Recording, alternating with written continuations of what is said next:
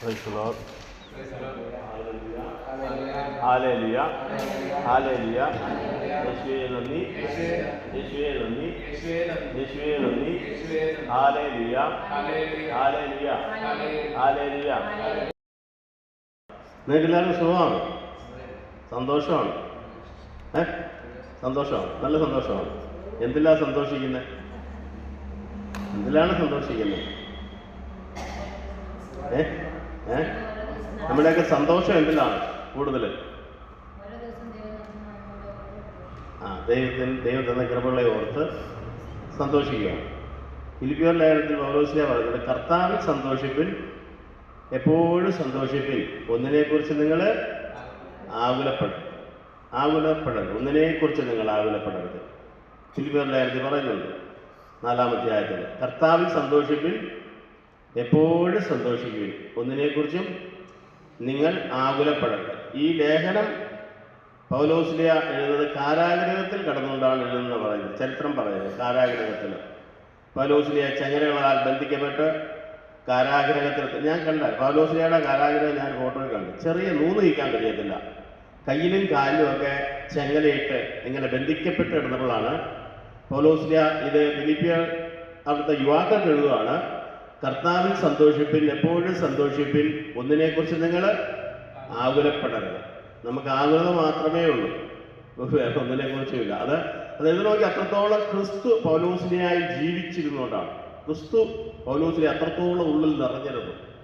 ക്രിസ്തു സ്നേഹത്താൽ പൗലോസ്ലീഹ അത്രയും നിറഞ്ഞിരുന്നുകൊണ്ടാണ് പൗലോസ്ലീഹ അങ്ങനെ എഴുതിയത്, കർത്താവിൽ സന്തോഷിപ്പിൻ, എപ്പോഴും സന്തോഷിപ്പിൻ, ഒന്നിനെക്കുറിച്ച് നിങ്ങൾ ആകുലപ്പെടരുത്. പലവിധ ദുരിതങ്ങളിലും കഷ്ടതകളും പ്രയാസങ്ങളിലും കൂടി, പട്ടണങ്ങളിലും നഗ്നതയിലും കൂടിയൊക്കെയാണ് പൗലോസ്ലീഹ കഴിഞ്ഞുപോയത്. അപ്പോൾ പൗലോസ്ലീഹ പറയുന്നുണ്ട്, ഒന്നിനും എന്നെ വേർപെടുത്താൻ, ക്രിസ്തുവിന്റെ സ്നേഹത്തിൽ നിന്ന് എന്നെ ഒന്നിനും വേർപെടുത്താൻ കഴിയുകയില്ല. ഒന്നിനും.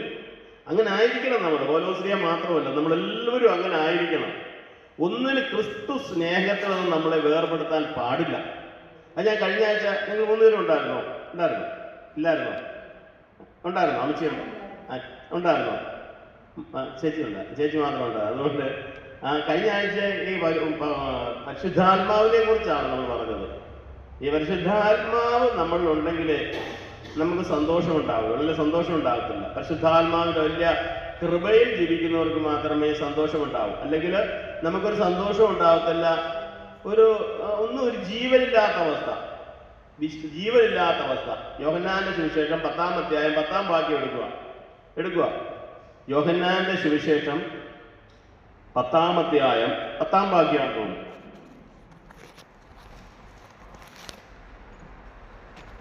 Hallelujah, hallelujah, hallelujah, hallelujah, hallelujah, hallelujah. മോഷ്ടിപ്പാനും കൊല്ലാനും നശിപ്പിക്കാനുമാണ് കള്ളൻ വരുന്നത്. ഞാൻ വന്നിരിക്കുന്നത് ജീവനുണ്ടാകുവാനും അത് സമർത്ഥമായി ഉണ്ടാകുവാനുമാണ്.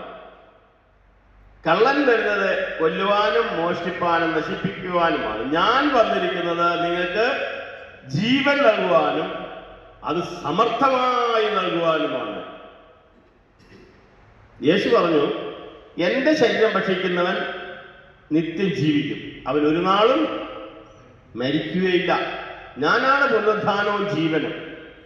യേശു തന്നെ യോഹന്നാന്റെ സുവിശേഷത്തില് ഇങ്ങോട്ട് വരുമ്പോൾ കാണാം, 6-ാം അധ്യായത്തിൽ ഇങ്ങനെ പറയുന്നു. 6-ാം അധ്യായം 63-ാമത്തെ വാക്യം എടുക്കും. 6-ാം അധ്യായം 63-ാമത്തെ വാക്യത്തിൽ പറഞ്ഞു, ആത്മാവാണ് ജീവൻ നൽകുന്നത്, ശരീരം ഒന്നിനും ഉപകരിക്കുന്നില്ല. ആത്മാവാണ് ജീവൻ നൽകുന്നത്. കഴിഞ്ഞ ആഴ്ച ഞാൻ ആത്മാവിനെ കുറിച്ചാണ് പറഞ്ഞത്. ഈ ആത്മാവ് നമ്മളില്ലെങ്കിൽ നമുക്ക് ജീവൻ ഉണ്ടാകുകയില്ല. അതാണ്, ആത്മാവാണ് ജീവൻ നൽകുന്നത്, ശരീരം ഒന്നിനും കൊള്ളുകയില്ല. ഒരു ജീവനില്ലാത്ത അവസ്ഥ, സമർത്ഥമായ ജീവൻ തരാനാണ് ഈശോ വന്നത്. ജീവൻ ഉണ്ടാകുവാൻ സമർത്ഥമായ ജീവൻ, സകല ജീവൻ പോരാ, സമർത്ഥമായ ജീവനും സമർത്ഥമായ ജീവനും തമ്മിലുള്ള വ്യത്യാസം അറിയാമോ? ജീവനുണ്ട് എനിക്ക്, പക്ഷെ എനിക്ക് സമർത്ഥമായ ജീവനില്ല.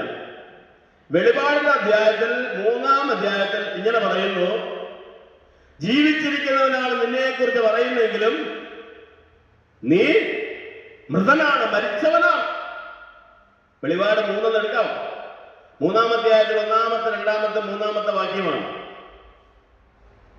വെളിപാട് 3-ാം അധ്യായം 3-ാമത്തെ വാക്യം എന്ന് വായില്ലേ, 1 മുതൽ വായില്ലേ. വെളിപാട്, നീ ജീവിച്ചിരിക്കുന്നവനാണ് നിന്നെക്കുറിച്ച് പറയുന്നെങ്കിലും നീ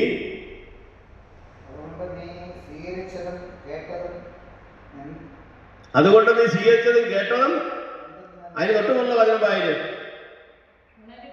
ഉണരുക,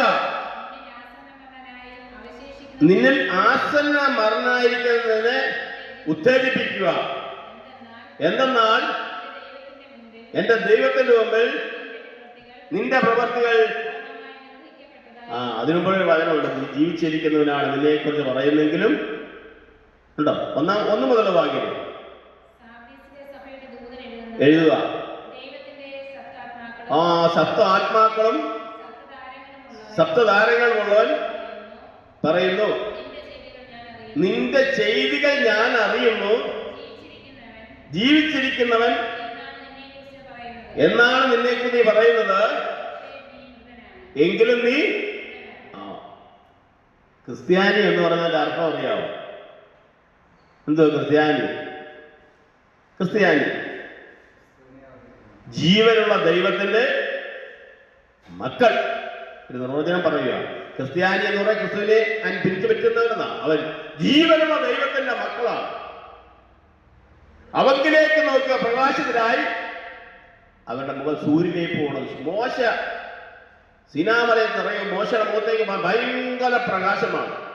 പ്രകാശത്തിന്റെ മക്കൾ, ജീവന്റെ മക്കൾ, ജീവനുള്ളവന്റെ മക്കൾ. നമ്മൾ ജീവനുള്ളവരായിരിക്കണം. നമുക്കൊക്കെ ജീവനുണ്ടോ? ജീവിച്ചിരിക്കുന്നവനാണ് നിന്നെക്കുറിച്ച് പറയുന്നെങ്കിലും നീ മൃതനാണ്, മരിച്ച അവസ്ഥ. ഒന്നിനും ഒരു സന്തോഷമില്ലാത്ത അവസ്ഥ, ഒരു മരിച്ച അവസ്ഥ. ഞാൻ വന്നിരിക്കുന്നത് ജീവൻ നൽകുവാനും അത് സമർത്ഥമായി നൽകുവാനുമാണ്. സമർത്ഥമായി. ജീവനും സമർത്ഥമായ ജീവനും തമ്മിൽ വ്യത്യാസമുണ്ട്. ജീവനുണ്ടെന്ന് പറയാം. ഞാൻ ചെറിയ സംഭവത്തോടുകൂടി വിചരിപ്പിക്കാം. ജീവനും സമർത്ഥമായ ജീവനും. ഒരു വ്യക്തി തളർന്ന്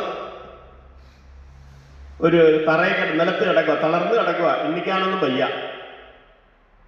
അദ്ദേഹം ഇങ്ങനെ കിടക്കുമ്പോൾ ഒരു മൂർഖം പാമ്പ് ഇഴഞ്ഞു വരുന്നു. അദ്ദേഹം തറയിലെ കട്ടിലല്ല, മൂർഖം പാമ്പ് ഇങ്ങനെ ഇഴഞ്ഞു വരുന്നു. പക്ഷെ അദ്ദേഹം കൈയും കാലിലും തളർന്ന് കിടക്കുന്നുണ്ട്. അദ്ദേഹത്തിന് വല്ലതും ചെയ്യാൻ പറ്റുമോ? അദ്ദേഹങ്ങളെ ചേഷ്ടകളെ കാണിക്കുന്നുണ്ട്. മൂർഖം പാമ്പ് ഇങ്ങനെ വരികയാണ്, പക്ഷെ അദ്ദേഹത്തിന് ഒന്നും ചെയ്യാൻ വയ്യ. ഇങ്ങനെ അടുത്തേക്ക് വന്നപ്പോൾ അദ്ദേഹത്തിന്റെ സുഹൃത്താസമയത്ത് കേടി വന്നു. അദ്ദേഹം ഒരു വടിയെടുത്ത് പാമ്പിനെ അടിച്ചു കൊന്നു. എന്താണ് അത് ചെയ്തത്? സുഹൃത്ത് ചെയ്ത്. മറ്റേ രണ്ടുപേർക്ക് ജീവനില്ല. ജീവനുണ്ടോ? ജീവനുണ്ടോ രണ്ടുപേർക്കും? പക്ഷേ ആ കിടക്കുന്ന ആൾക്ക് സമർത്ഥമായ ജീവനില്ലാത്ത അവസ്ഥ. എന്ന് പറഞ്ഞാൽ ശത്രു വന്നാൽ എതിർക്കാൻ കഴിയാത്തൊരവസ്ഥ. പൈശാചിക ശക്തികൾ വന്നാൽ അതിനോട് എതിർത്ത് നിൽക്കാൻ കഴിയാത്ത അവസ്ഥ. അതാണ് ജീവനും സമർത്ഥമായ ജീവനും വ്യത്യാസം. നമ്മൾ ജീവനിൽ സമർത്ഥമായ ജീവനുള്ളവരായിരിക്കണം. ജീവന്റെ സമർത്ഥമായ ജീവനിലേക്ക് പ്രവേശിക്കണം. ആത്മാവാണ് ജീവൻ നൽകുന്നത്. നേരത്തെ നമ്മൾ വായിച്ചു. ഈ ആത്മാവിന്റെ ശക്തി നമ്മുടെ ഇല്ലാത്തതിന്റെ പേരിലാണ് നമ്മൾ സമർത്ഥമായ ജീവനിലേക്ക് വരാത്തത്. സമർത്ഥമായ ജീവനുള്ള വ്യക്തികള് ഈ ലോകത്തിന്റെ അന്ധകാര ശക്തികളോട് പോരാടി വിജയം വരിച്ച് രക്ഷയുടെ അനുഭവത്തിലേക്ക് കടന്നുവിടാൻ കഴിയും. അല്ലാത്തവർ കഴിയത്തില്ല. ക്രിസ്ത്യാനി എന്ന് പറഞ്ഞുകൊണ്ട് നടക്കുകയാണ് നാം ഓരോരുത്തരും. പക്ഷേ ക്രിസ്തുവിന്റെ യഥാർത്ഥ ജീവൻ നമ്മളിൽ വസിക്കുന്നില്ല. ഈശോ പറഞ്ഞു, എന്റെ ശരീരം ഭക്ഷിക്കുന്നവൻ ജീവിക്കും. എന്ത് ചെയ്യും? ജീവിക്കും. ഏത് ജീവനാണ്? സമർത്ഥമായ ജീവൻ. ഈ ലോകത്തിന്റെ ജീവത്തിന്റെ കഥയല്ല പറഞ്ഞു, പരിശുദ്ധാത്മാവിനാലുള്ള ജീവൻ. ഇതില്ലാത്തതിന്റെ പേരിലാണ് പ്രിയരെ നാം എല്ലാവരും ഒരു സന്തോഷമില്ലാത്തൊരവസ്ഥയിലേക്ക് പോകുന്നത്. പരിശുദ്ധ കുർബാന വന്ന് സ്വീകരിക്കുന്നുണ്ട്, പ്രാർത്ഥനയിൽ പങ്കെടുക്കുന്നുണ്ട്, അതൊക്കെ ചെയ്യുന്നുണ്ട്. പക്ഷെ നമുക്ക് ഒരു ജീവൻ സമർത്ഥമായ ജീവനില്ലാത്ത അവസ്ഥ. അതാണ് ഈശോ പറഞ്ഞ യോഹന്നാൻ 10:10. ഞാൻ വന്നിരിക്കുന്നത് നിങ്ങൾക്ക് ജീവൻ നൽകാനും സമർത്ഥമായ ജീവൻ. ഇന്ന് ആദ്യമേ പറഞ്ഞുകൊണ്ടായിരുന്നു സമർത്ഥമായ ജീവൻ. ആ ജീവൻ കിട്ടിയിട്ട് വേണം സമർത്ഥമായ ജീവനിലേക്ക് പോകാൻ. പരിശുദ്ധാത്മാവിനാൽ നയിക്കപ്പെട്ടിരിക്കുന്ന ഒരവസ്ഥയാണ് സമർത്ഥമായ ജീവൻ എന്ന് പറയുന്നത്. ഈ ജീവൻ നമ്മളില്ലാത്തതിന്റെ പേരിലാണ് നമ്മുടെ ജീവിതത്തില് പലവിധ കഷ്ടതകളും പ്രയാസങ്ങളും കടന്നു വരുമ്പോൾ ഒരു ഉണർവില്ലാത്ത അവസ്ഥ. നമ്മളിപ്പോ പാടിയല്ല, ഉണർത്തണമേ ഉണർവിൻ വരം ലയിപ്പാൻ ഞങ്ങൾ വരുന്നു തിരുസവിധേ. ഉണർവ് വേണം, ഉണർവ്, ആത്മാവിന്റെ ഉണർവ്. ഈ ഉണർവില്ലാത്തത് കൊണ്ടാണ് നമ്മുടെ ജീവിതത്തില് വളരെയേറെ പ്രയാസങ്ങളും ബുദ്ധിമുട്ടുകളും കടന്നു വരുമ്പോൾ നാം തളർന്നു പോകുന്നത്. അതുകൊണ്ടാണ് ഈശോ പറഞ്ഞത്, ഞാൻ വന്നിരിക്കുന്നത് ജീവൻ നൽകുവാനും അത് സമർത്ഥമായി നൽകുവാനുമാണ്. വീണ്ടും ഇങ്ങനെ പറയുന്നു, 50-ാമത്തെ വാക്യം ഞാൻ പറഞ്ഞു, യോഹന്നാൻ 50-ാമത്തെ വാക്യം, ഇതാകട്ടെ മനുഷ്യൻ ഭക്ഷിക്കുന്ന ഇതിനു വേണ്ടി സ്വർഗം നിറങ്ങി വരുന്ന അപ്പമാണ്. ഇത് ഭക്ഷിക്കുന്നവൻ മരിക്കുകയില്ല. സ്വർഗം നിറങ്ങിയ ജീവനുള്ള അപ്പം ഞാനാണ്. ആരെങ്കിലും അപ്പം ഭക്ഷിച്ചാൽ അവൻ എന്നേക്കും ജീവിക്കും.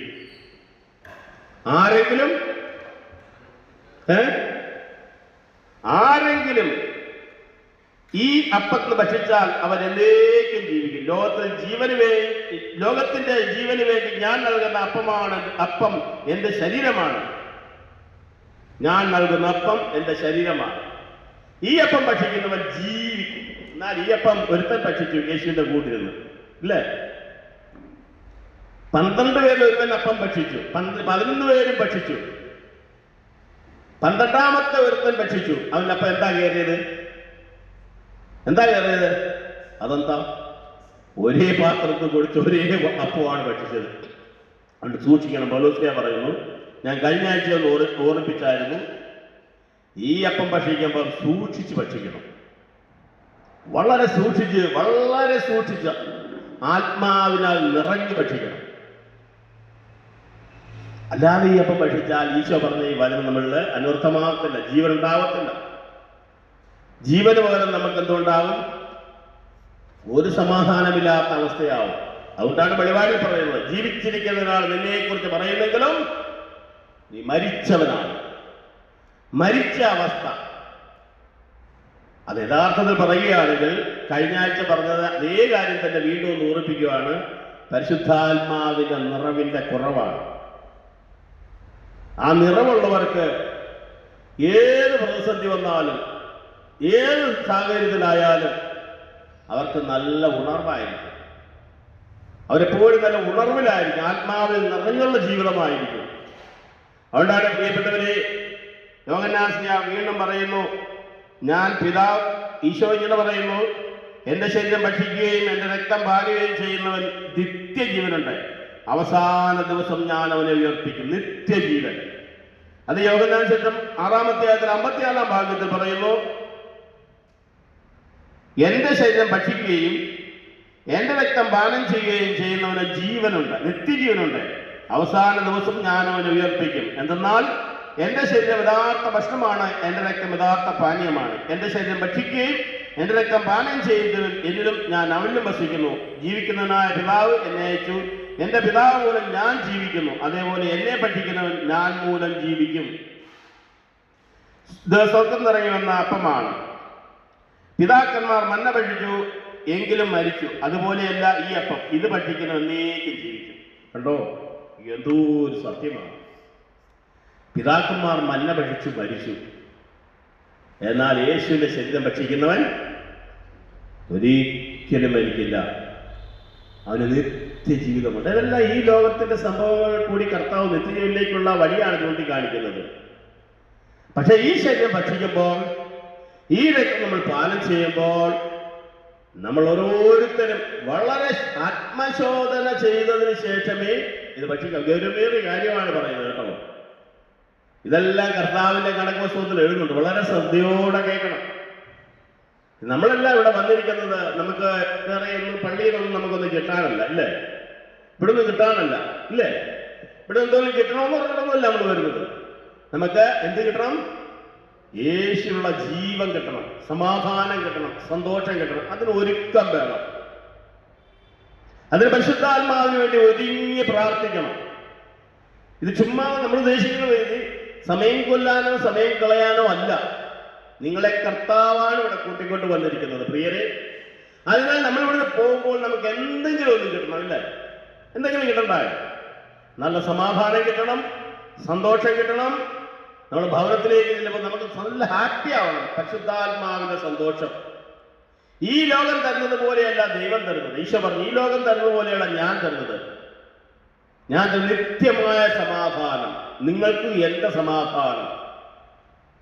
യേശുവിന്റെ സമാധാനം നമ്മുടെ ഉള്ളിലേക്ക് വരണമെങ്കിൽ നമ്മൾ ഓരോരുത്തരും പരിശുദ്ധാത്മാവിനാൽ നിറഞ്ഞ ജീവിതം നയിക്കണം. എങ്കിൽ മാത്രമേ നമുക്ക് ജീവിതത്തിൽ സമാധാനവും സന്തോഷവും കൈവരികയുള്ളൂ. യേശുവേ നന്ദി, ഹല്ലേലൂയ, ഹല്ലേലൂയ. യേശുവേ നന്ദി, ഹല്ലേലൂയ, ഹല്ലേലൂയ. യേശുവേ നന്ദി, യേശുവേ നന്ദി, ഹല്ലേലൂയ, ഹല്ലേലൂയ, ഹല്ലേലൂയ, ഹല്ലേലൂയ. യേശുവേ നന്ദി. വിശുദ്ധ യോഹന്നാന് ശേഷം 7-ാം അധ്യായത്തിൽ ഇങ്ങനെ പറയുന്നു, 37-ാമത്തെ വാക്യത്തിൽ, തിരുനാളിന്റെ അവസാന മഹാദിനത്തിൽ യേശു എഴുന്നേറ്റ് എന്ന് പറഞ്ഞു, ശബ്ദമുയർത്തി പറഞ്ഞു, ആർക്കെങ്കിലും ദാഹിക്കുന്നെങ്കിൽ അവർ എന്റെ അടുക്കൽ വരട്ടെ. എന്നിൽ വിശ്വസിക്കുന്നവന്റെ ഹൃദയത്തിൽ നിന്ന് വിശുദ്ധ ലിഖിതം പ്രസ്താവിക്കുന്നത് പോലെ ജീവജലത്തിന്റെ അരുവികൾ ഒഴുകും. ജീവജലത്തിന്റെ അരുവികൾ ഒഴുകും. അവൻ ഇത് പറഞ്ഞത് തന്നിൽ വിശ്വസിക്കുന്നവർ സ്വീകരിക്കാനിരിക്കുന്ന ആത്മാവിനെ പറ്റിയാണ്. അതേവരെയും ആത്മാവ് നൽകപ്പെട്ടില്ലായിരുന്നു, എന്നാൽ യേശു അതേവരെയും മൗദ്ധീകരിക്കപ്പെട്ടിരുന്നില്ല. ഈ ആത്മാവിനെ തരാനാണ് ഞാൻ കഴിഞ്ഞ ആഴ്ച പറഞ്ഞു യേശു ഭൂമിയിലേക്ക് വന്നത്. ഈ ആത്മാവിനെ സ്വീകരിക്കാത്ത വ്യക്തികൾക്ക് ജീവിതത്തിൽ ഒരു സ്വസ്ഥതയും ഉണ്ടായിരിക്കില്ല, സമർത്ഥമായ ജീവൻ ഉണ്ടായിരിക്കില്ല. പലപ്പോഴും ഇങ്ങനെ ഒരു മരിച്ച അവസ്ഥയായിരിക്കും. അവരുടെ ജീവിതത്തിൽ സ്വസ്ഥതയും സമാധാനവും കാണുന്നില്ല. പ്രിയരെ, അതുകൊണ്ട് നമ്മുടെ ജീവിതത്തിൽ സ്വസ്ഥതയും സമാധാനവും കടന്നു വരണമെങ്കിൽ യേശുവിന്റെ ജീവൻ നമ്മളിലേക്ക് കടന്നു വരണം. യേശുവിന്റെ ജീവൻ നമ്മളിലേക്ക് കടന്നു വന്നെങ്കിൽ മാത്രമേ നമ്മുടെ ജീവിതത്തിൽ എന്തുണ്ടായിരിക്കൂ? സന്തോഷവും സമാധാനവും ഉണ്ടായിരിക്കും. യേശുവിന്റെ സ്നേഹം നമ്മളിലേക്ക് ഒഴുകുകയുള്ളൂ. യേശുവിന്റെ സമാധാനം നമ്മളിലേക്ക് ഒഴുകുകയുള്ളൂ. യേശുവേ നന്ദി, hallelujah, hallelujah, hallelujah, hallelujah, hallelujah, hallelujah, hallelujah, hallelujah, hallelujah. യേശുവേ നന്ദി, യേശുവേ നന്ദി. ദൈവസ്നേഹം വർണ്ണിച്ചിടാൻ വാക്കുകൾ പോരാ.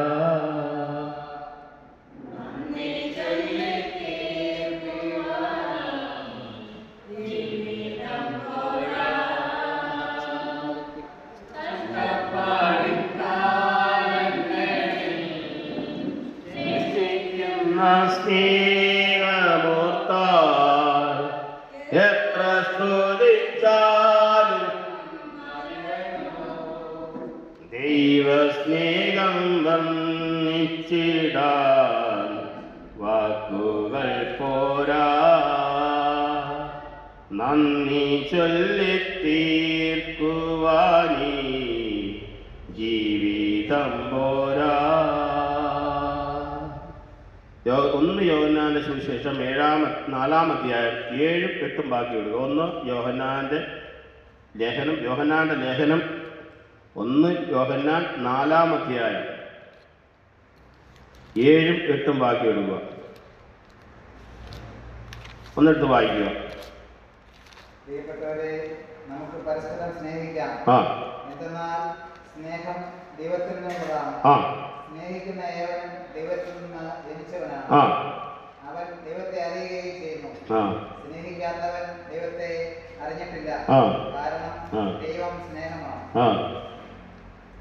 ദൈവം പ്രിയപ്പെട്ട പരസ്പരം സ്നേഹിക്കാം. എന്നാൽ സ്നേഹം ദൈവത്തിനുള്ളതാണ്. സ്നേഹിക്കുന്ന ഏവരും ദൈവം ജനിച്ചവനാണ്. അവൻ ദൈവത്തെ അറിയുകയും ചെയ്യുന്നു.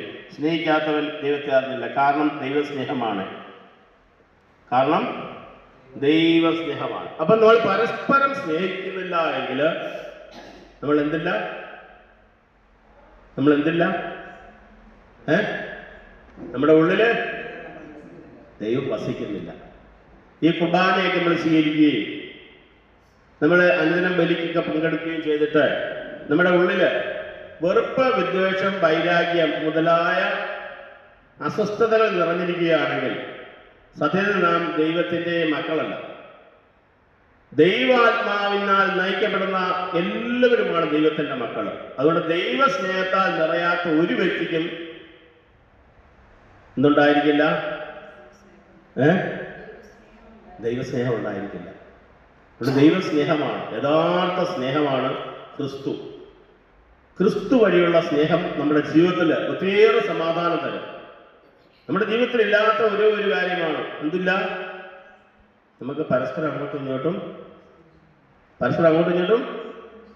പറഞ്ഞു പറഞ്ഞോളൂ. നിങ്ങൾ പറഞ്ഞോളൂ, സ്നേഹമില്ല. അതാണ് പ്രശ്നം. ഏറ്റവും വലിയ പ്രശ്നം അതാണ്, സ്നേഹമില്ലാത്തതാണ്. പക്ഷെ നമ്മൾ സ്നേഹിക്കുന്നൊക്കെ പറയുന്നു, പക്ഷെ നമുക്ക് യഥാർത്ഥ സ്നേഹമില്ല. നമ്മളെല്ലാം സ്വാർത്ഥം നിറഞ്ഞവരാണ്. നമ്മളെ ആരെങ്കിലും സ്നേഹിച്ചാൽ നമ്മൾ സ്നേഹിക്കും, അല്ലെങ്കിൽ നമ്മളങ്ങോട്ട് സ്നേഹിക്കുമോ? ഇല്ല. അത് ക്രിസ്ത്യാനി, അതല്ലേ ഈശോ പറഞ്ഞത്? ഈശോ പറഞ്ഞത് അങ്ങനല്ലേ? ദൈവത്തിൻ്റെ മക്കളും ഈ ലോകത്തിൻ്റെ മക്കളെയും പരലോകത്തിൻ്റെ മക്കളെയും നമ്മൾ കണ്ടാൽ തിരിച്ചറിയാം. എങ്ങനെ അറിയാം? അവരുടെ ആ സ്നേഹം കാണുമ്പോൾ അറിയാം. നമുക്ക് ഓരോരുത്തരുടെ ഉള്ളിൽ ദൈവത്തോടുള്ള സ്നേഹമുണ്ടെങ്കിൽ പരസ്പരം ഭയങ്കര സ്നേഹമായിരിക്കും. പ്രത്യേകിച്ച് നമ്മൾ സ്നേഹിക്കുന്നത് എന്തിനു വേണ്ടിയായിരിക്കും? നാം ഭൂമിയിൽ വന്ന് എന്തിനു വേണ്ടിയാണ്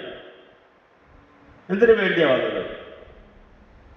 പറ, എന്തിനു വേണ്ടിയാണ് വന്നത്? നിങ്ങൾ പറഞ്ഞെങ്കിൽ എനിക്ക് വചനം ഇങ്ങോട്ട് വരത്തില്ല. നിങ്ങൾ പറഞ്ഞെങ്കിലേ വരുന്നുള്ളൂ. നിങ്ങളിനെ നോക്കിയിരുന്നു കഴിഞ്ഞാൽ നിങ്ങളെയൊക്കെ മുഖത്ത് നോക്കുമ്പോൾ എനിക്ക് ഉണർവുണ്ടാവണം. അല്ല, നിങ്ങൾ മിണ്ടാതിരുന്ന് കഴിഞ്ഞാൽ എനിക്ക് അങ്ങോട്ടൊന്നും പറയാൻ പറ്റുന്നില്ല. എന്തിനു വേണ്ടിയാണ് നമ്മൾ ഭൂമിയിലേക്ക് വന്നത്?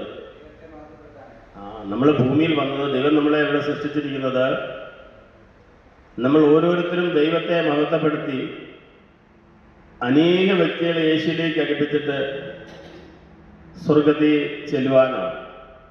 ദൈവം നമ്മൾ മരിച്ചു ചെല്ലുമ്പോൾ ചോദിക്കുക, നീ എനിക്ക് വേണ്ടി എന്ത് തന്നു?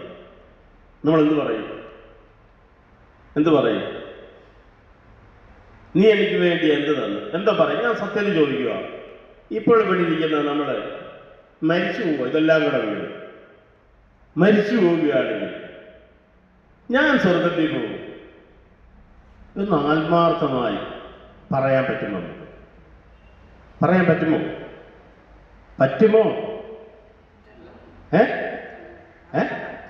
പറ്റണമെന്നല്ല, പറ്റുമോ? ഇപ്പൊ ഇതെല്ലാം വീട്ടിൽ വീഴും. ഭയങ്കര കൊടുക്കാറ്റോ, നമ്മളെല്ലാം മരിക്കുമ്പോ ഞാൻ യേശുവിൻ്റെ അടുക്കൽ പോകും എന്ന് പറയാൻ പറ്റുമോ? ഉള്ളത് പറ, പറ്റുമോ? പറ്റുമോ സഹോദരങ്ങളെ? പറ്റുമോ? ഞാൻ സ്വർഗത്തിൽ പോകും, ഞാൻ പോകും. അങ്ങനെ നമുക്ക് പറ്റത്തില്ല എങ്കിൽ നമ്മുടെ ഈ ക്രൈസ്തവ ജീവിതം കൊണ്ട് എന്നാ മെച്ച?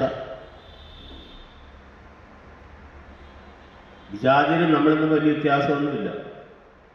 അവർ രാവിലെ എണ്ണിക്കുന്നു, ജോലി ചെയ്യുന്നു, അവരേറെ കാര്യങ്ങൾ നടത്തുന്നു. ചിലർ നല്ല രീതിയിൽ ജീവിക്കുന്നു, ചിലർ കുറുക്കായ മാർഗത്തിൽ കൂടി സമ്പാദ്യം ഉണ്ടാക്കാൻ വേണ്ടി കടന്നുകൂടുന്നു. ഏതവരെ കൊന്നാലും ആരെ കൊന്നാലും വേണ്ടില്ല, കുറേ പൈസ വേണം എന്ന് പറഞ്ഞുകൊണ്ട് ഒരു കൂട്ടർ ജീവിക്കുന്നു. നമ്മളും അങ്ങനെയൊക്കെയാണെങ്കിൽ എങ്ങനെയെങ്കിലും കുറേ പൈസ ഉണ്ടാക്കണം. 10 പേരുടെ മുമ്പിൽ എനിക്കിച്ചിരി 10 പേരെ കാണിച്ച് നടക്കണം. എൻ്റെ പ്രിയരെ, ഞാനൊരു കാര്യം പറയാം. ഒരിക്കലും അങ്ങനെ ചിന്താഗതി ഉണ്ടെങ്കിൽ ദൈവരാജ്യത്ത് പ്രവേശിക്കുകയില്ല. ദൈവരാജ്യം വിശുദ്ധർക്ക് വേണ്ടിയുള്ളതാണ്. ഞാൻ പലപ്പോഴും ചിന്തിക്കാറുണ്ട്, ദൈവമേ, സ്വർഗത്തിൽ വന്നില്ലെങ്കിൽ എൻ്റെ ഭൂമിയിലെ ജീവിതം കൊണ്ട് എന്ത് നേട്ടം? ഞാൻ പലരോടും ചോദിക്കാറുണ്ട്, എടാ, നീ ഭൂമിയിൽ കഷ്ടപ്പെട്ടല്ലേ ജീവിക്കുന്ന ആള്, ഇവിടെയും കഷ്ടത അവിടെയും പോയി കഷ്ടതയാണെങ്കിൽ എന്തൊരു ജീവിതം? ഒന്ന് ഇവിടെ നിന്ന് നശിച്ച് ജീവിക്കും, അല്ലെങ്കിൽ നല്ലോണം ജീവിക്കും. ഒന്ന് ഈ സാത്താൻ്റെ കൂടെ പോകും, അല്ലെങ്കിൽ ദൈവത്തിൻ്റെ കൂടെ പോകും. ഇത് രണ്ട് വള്ളത്തിൽ കാല് വെച്ചുള്ള ജീവിതമാണ്. ഇങ്ങനെ ജീവിച്ചാൽ പറ്റത്തില്ല പ്രിയരെ. ഒരു വിശുദ്ധ ജീവിതം നയിക്കണം. വിശുദ്ധരല്ലാതെ ആരും സ്വർഗത്തിൽ പ്രവേശിച്ചിട്ടില്ല. സ്വർഗത്തിൽ പോകണമെന്ന് ആഗ്രഹമുണ്ടോ? ഉണ്ടോ? ഉണ്ടോ? ഉണ്ട്. എല്ലാവർക്കും ആഗ്രഹമുണ്ട്. അപ്പൊ സ്വർഗത്തിൽ പോകണമെങ്കിൽ നാം ആരായിരിക്കണം? വിശുദ്ധരായിരിക്കണം. വിശുദ്ധരല്ലാതെ ആരും, യോഹന്നാസ്ലീഹ പറയുന്നത്, വിശുദ്ധരല്ലാതെ ആരും ഞാൻ സ്വർഗത്തിൽ കണ്ടിട്ടില്ല. എൻ്റെ പ്രിയരെ, നാം വിശുദ്ധരാവാൻ ശ്രമിക്കണം കേട്ടോ. ചുമ്മാ ഇങ്ങനൊന്നും ജീവിക്കരുത്. ഈ ജീവിതമൊന്നും അത്ര ശരിയല്ല. നമ്മുടെ ഈ ജീവിതത്തിലൊക്കെ പോയി കഴിഞ്ഞാൽ നേരെ മരിച്ചാൽ ഒരിതും വേണ്ട, നേരെ വിട്ടടിച്ച് എവിടോട്ട് പോകും? എവിടോട്ട് പോകും? നരകത്തിൽ പോകും. ഉള്ള കാര്യം സത്യം പറയുവാണെങ്കിൽ അത് ദൈവം കേൾക്കുന്നുണ്ട്, സംഭരം കേൾക്കുന്നുണ്ട്. അതിന് നമുക്ക് ഇങ്ങനെ ജീവിച്ചാൽ പോലെ. ഇനി എനിക്ക്, നിങ്ങൾ ഓരോ ദിവസവും ചിന്തിക്കണം, എനിക്ക് സ്വർഗത്തിൽ പോകണം, സ്വർഗത്തിൽ പോകണം, സ്വർഗത്തിൽ പോകണം, സ്വർഗത്തിൽ പോകണം. ഈ ഒരു ചിന്തയായിരിക്കണം നമ്മളെ ഇനി വേട്ടയാടേണ്ടത്. ഓരോരുത്തരൊക്കെ പെട്ടെന്നാണ് മരിച്ചു പോകുന്നത്. ഞാൻ ചിന്തിക്കാറുണ്ട്, ദൈവമേ, ഇന്ന് മരിച്ചാൽ എൻ്റെ ആത്മാവ് എവിടെ പോകും? നിത്യതയിൽ പോകുമോ? ഈശോ നമുക്ക് വാഗ്ദാനം ചെയ്തിരിക്കുന്ന ഭവനത്തിൽ നമുക്ക് എത്തിച്ചേരണം. അതിനുവേണ്ടിയുള്ള പരിശ്രമമായിരിക്കണം ഈ പ്രാർത്ഥനയും പള്ളി വരക്കവും പരിശുദ്ധ കുർബാന സ്വീകരിപ്പും ഈ ആത്മീയ കാര്യങ്ങളെല്ലാം.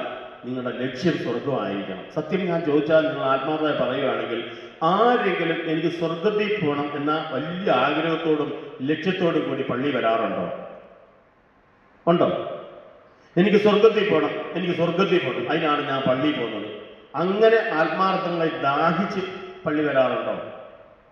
ഉണ്ടോ പ്രിയരെ? അങ്ങനെ വരാറുണ്ടോ? നിങ്ങൾ മിണ്ടുന്നില്ലെങ്കിൽ ഞാൻ വിചാരിക്കുന്നു വരുത്തില്ലെന്ന്, അങ്ങനെ ആഗ്രഹിച്ച് വരുന്നില്ലെന്ന്. അല്ല പറയുക വരുന്നുണ്ടെന്ന് പറഞ്ഞ സത്യമായി. മിണ്ടാതിരിക്കുമ്പോൾ ഞാൻ ഇങ്ങനെ ആൻസർ എടുക്കുന്നു. നമ്മളാരും അങ്ങനെ ദാഹിച്ച് പള്ളിയിൽ പോകുന്നു സ്വർഗത്തിൽ പോകാനൊന്നും അല്ല. കത്തോലിക്ക സഭയിൽ അംഗമായി, അതുകൊണ്ടല്ല ഞായറാഴ്ച ദിവസം പള്ളിയിൽ പോകേണ്ട ആവശ്യമുണ്ട്, അല്ലെങ്കിൽ അച്ഛൻ ചോദിക്കും, അല്ലെങ്കിൽ അതൊരു മനസ്സിന് പ്രയാസമാകും എന്നുകൊണ്ട് പള്ളി വരുന്നതാണ് ഏറിയ പങ്കും. അല്ലേ? അല്ലേ? അല്ലാതെ എനിക്ക് സ്വർഗത്തിൽ പോകണം, എനിക്ക് സ്വർഗത്തിൽ പോകണം, അതിനാണ് ഞാൻ പള്ളിയിൽ പോകുന്നത്, അതിനാണ് ഞാൻ ദേവാലയത്തിൽ പോകുന്നത്, അതിനാണ് ഞാൻ പ്രാർത്ഥിക്കുന്നത് എന്നുള്ള ചിന്തയോടുകൂടി പള്ളിയിൽ പോയില്ലെങ്കിലും പ്രാർത്ഥിക്കുന്നില്ലെങ്കിലും കഥയറിയാതെ ആട്ടം കാണുന്നതിന് തുല്യമാണ്. ഇത് വളരെ കഷ്ടമാണ്, ചിന്തിക്കേണ്ട വിഷയമാണ്. വചനത്തിലല്ല, ഇപ്പം അത് പൊതുവായിട്ട് പറയുക, വളരെ കഷ്ടമാണ്. അപകടകരമായ സാഹചര്യം കൂടിയാണ് നാം നീങ്ങിക്കൊണ്ടിരിക്കുന്നത്. നമ്മളാരും നാളെ കാണണമെന്നില്ല. കാണുമോ? നമ്മളാരും നാളെ കാണണമെന്നുണ്ടോ? നാളെ കാണുമെന്ന് ഉള്ളവരൊന്ന് കൈവൊക്കെ, ഞാൻ നാളെ കാണും, ഞാൻ നാളെയും കാണും എന്നുള്ളവർ പറയാൻ പറ്റത്തില്ല. ഇവിടുന്ന് അങ്ങോട്ട് പോയെന്ന് ദൈവം തമ്പുരാൻ തീരുമാനിക്കണം. അതുകൊണ്ട് ആർക്കും ഗ്യാരണ്ടിയും വാരണ്ടിയും ഒന്നും ഇല്ല. അതുകൊണ്ട് ഇന്ന് ഈ ദിവസം രക്ഷയുടെ ദിവസമാണ്. ഇന്ന് നീ യേശുവിനോട് കൂടെയായിരുന്നാൽ, ഇന്ന് ഇവിടെ നിന്ന് പ്രാർത്ഥന, ഈശോയെ നിന്നെ മാത്രം മതി എനിക്ക്, നിന്നെ മാത്രം മതി എനിക്ക്, നീയല്ലാതെ എനിക്ക് വേറെ ആരും വേണ്ട. പ്രിയരെ, നമ്മുടെയൊക്കെ വീട്ടിൽ നമ്മളെയൊക്കെ ഒരുപക്ഷെ മക്കളായാലും ഭർത്താവായാലും ഭാര്യ ആരായാലും ശരി, നമ്മളെ വലിയേറെ സ്നേഹിക്കുന്നൊക്കെ പറയുന്നുണ്ട്, ഒത്തിരിയേറെ സ്നേഹിക്കുന്നു, അവരുടെ ജീവനായിരിക്കാം. പക്ഷേ മരിച്ച് കുറച്ച് ദിവസം കഴിയുമ്പോഴത്തേക്കിന് ഇതൊക്കെ ഞാൻ പോകും, പിന്നെ നമ്മളെ മറന്നു, പിന്നെ ഒരു പാട്ടുപാട് ചെല്ലിക്കലായി. അതുകൊണ്ട് ജീവിച്ചിരിക്കുമ്പോൾ വേണമെങ്കിൽ ദൈവത്തോടെ കൂടെ ആയിരുന്നു. യേശു എന്ത് വേദനിക്കുന്നറിയാം. നമ്മളൊക്കെ ദേവാലയത്തിൽ വന്നിരിക്കുമ്പോൾ കർത്താവ് എന്ത് വേദനയോടാണ് നോക്കുന്നതെന്ന് അറിയാമോ? ഇന്ന് നമ്മൾ അലക്ഷ്യമായിട്ട് ദേവാലയത്തിരിക്കുന്നു. പരിശുദ്ധ കുർബാന എടുത്തിട്ട് അങ്ങോട്ടും ഇങ്ങോട്ടും നോക്കിയിരിക്കുന്നു. പരിശുദ്ധ കുർബാന സ്വീകരിക്കാൻ പോകുമ്പോൾ അലക്ഷ്യമായിട്ട് പോകുന്നു, ഭക്തിയില്ലാതെ പോകുന്നു. പോകുമ്പോൾ തന്നെ പാപം ചെയ്തുകൊണ്ട് പോകുന്നു. പാപം ചെയ്തുകൊണ്ട് വന്നപ്പോൾ നമ്മുടെ മുമ്പേ ഇരിക്കുന്നവന് അവൻ്റെ വിധിയുണ്ട്, അവൻ്റെ കുറ്റങ്ങളൊക്കെ മനസ്സിൽ ധ്യാനിച്ച് പോയി കുർബാന സ്വീകരിക്കും. അല്ലെ അവിടെ ഇരിക്കുന്നവരുടെ കുറ്റങ്ങളും സാരികളൊക്കെ ധ്യാനിച്ച് പരിശുദ്ധ കുർബാന സ്വീകരിക്കും. അങ്ങനെയുള്ള ഒത്തിരി പേരുണ്ട്. പോകുമ്പോൾ തന്നെ കുർബാന എടുക്കുന്നതിന് പകരം നമ്മൾ ഇന്ന് കുർബാന എടുക്കുന്നല്ലോ, എന്നിട്ട് പോയി കുർബാന എടുക്കും. അവിടെ കുറ്റം കണ്ടു ആ പാവമല്ലേ, അവൾ ഇന്നലെ ഇവിടെ വേറെ ഉണ്ടാക്കിയത്, അതാ പോയി കുർബാന എടുക്കാൻ പോകുന്നു. എന്ന് വിചാരിച്ചുകൊണ്ട് അല്ല അവൻ ഇന്നലെ കുടിച്ച് അവിടെ കിടന്ന് ആടി പാമ്പായ എന്താ എടുക്കാൻ പോകുന്നു എന്ന് പറഞ്ഞിട്ട് കുർബാന എടുക്കാം.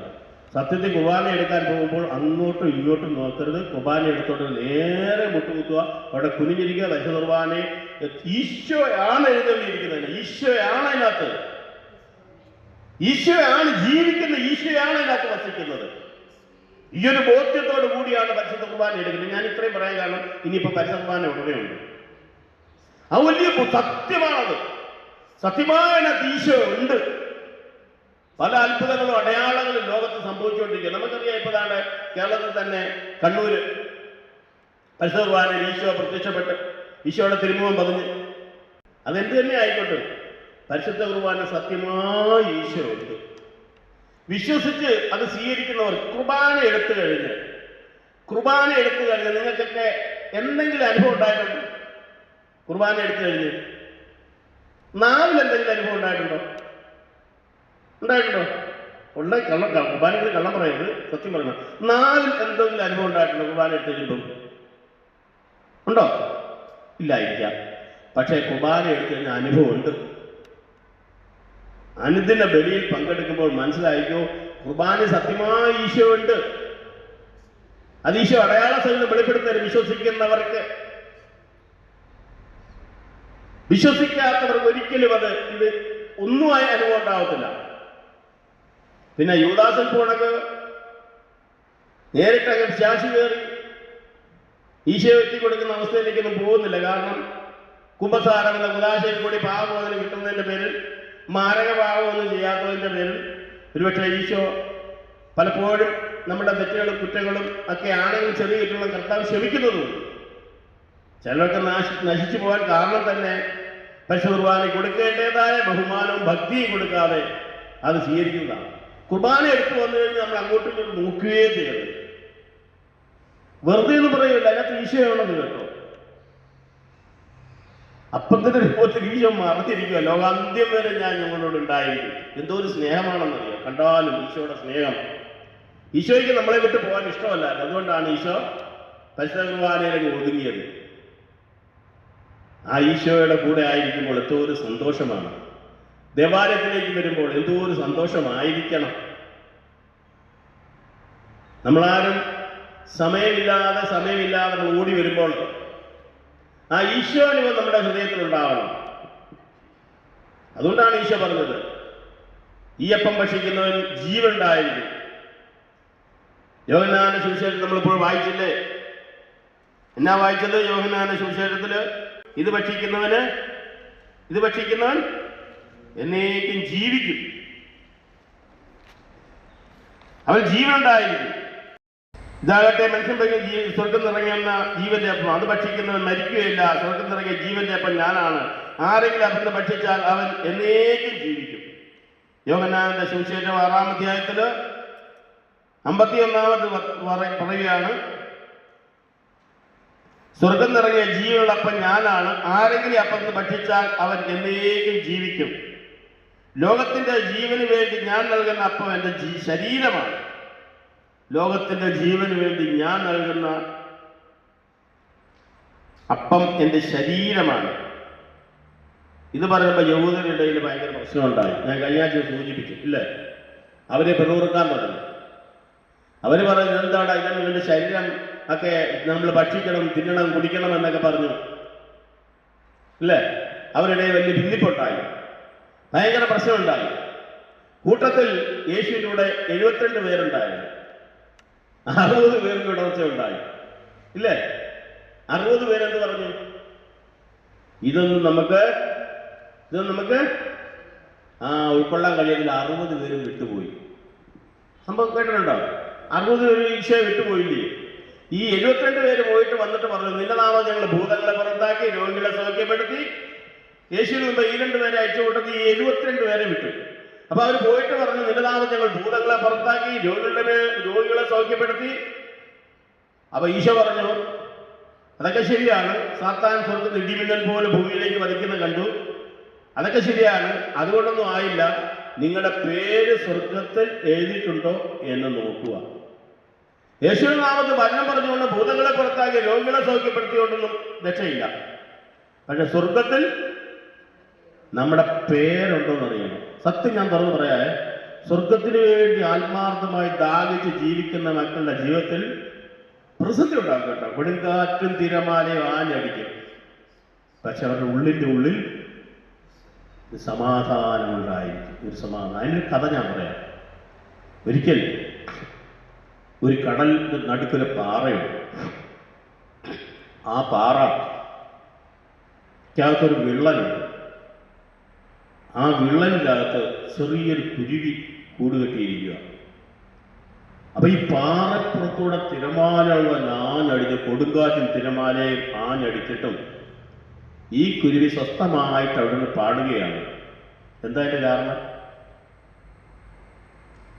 ഭയങ്കര തിരമാല, കടൽ പ്രക്ഷോഭിതമായി തിരമാലന്റെ വണ്ടക്കൂടെ വീഴുന്നുണ്ട്. ഇതിന്റെ കുരുവി നല്ല രീതിയിൽ പാടുകയാണ്. എന്താ അതിന്റെ കാരണം? ആ പാറ ഉറപ്പുള്ളതാണ്. കുരുവിക്ക് നല്ലോണം അറിയാം.